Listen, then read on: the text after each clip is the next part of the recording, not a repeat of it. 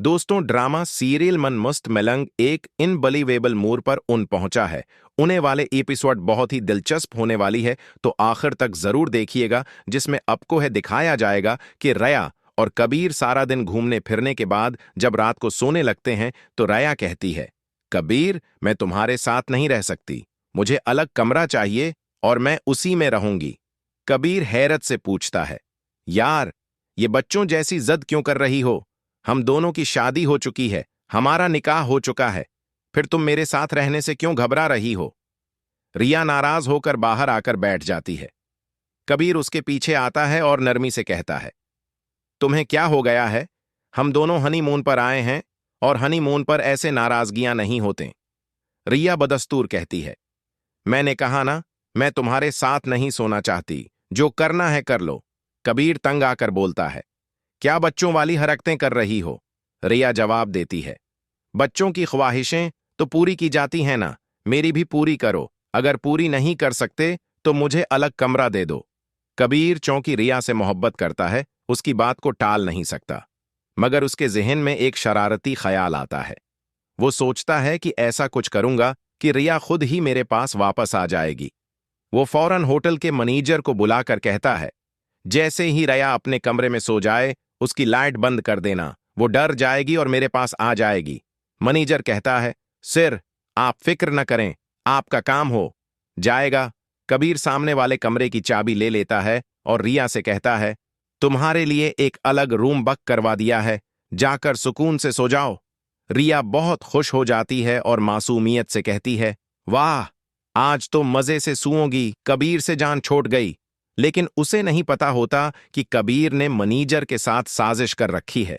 कबीर भी अपने कमरे में बैठा बजली बंद होने का इंतजार करता है ताकि रया डर के मारे उसके पास आ जाए।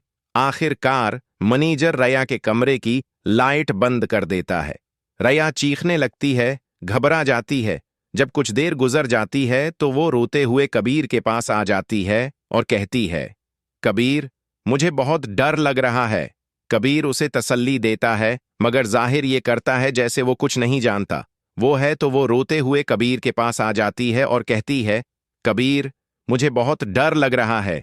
कबीर उसे तसल्ली देता है, मगर जाहिर ये करता है जैसे वो कुछ नहीं जानता। कहता है, मैं तुम्हारे साथ हूं, मेरे पास सो जाओ, हम दोनों मियां बीवी हैं। रिया कहती है, मैं तुम्हारे साथ सोना नहीं चाहती, लेकिन डर के मारे मजबूर हूं, मेरी इज्जत है, पर हमला मत करना।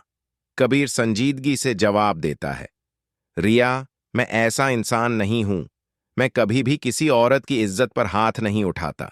कहानी का दूसरा पहलू कुछ यूं है कि मुबीन को पता चल जाता है कि वफा उससे झूठ बोल रही थी।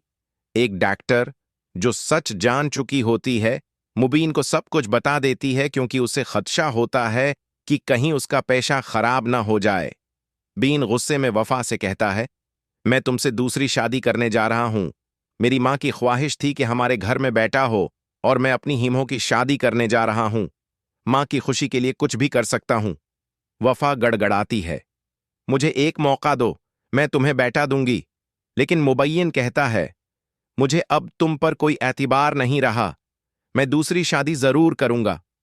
वफा लाख कोशिश करती है, मगर ना मुबीन मानता है ना उसकी मां। दोनों फैसला कर चुके होते हैं। अगली सुबह कबीर रया को सोता हुआ देख रहा होता है। वो उसे जगाने की कोशिश करता है, मगर रया नहीं उठती। कबीर सोचता है, चलो सोने दो, इस हद तक ले जाऊंगा कि ये खुद मेरे बगैर नहीं रह सकेगी। रिया की आंख खुलती है, वो आकर कबीर के पास बैठ जाती है। कबीर पूछता है, कैसी नींद आई? रिया कहती है, बहुत अच्छी आई। फिर वो अचानक सवाल करती है, अगर मैं तुम्हें छोड़कर भाग जाऊं तो तुम क्या करोगे?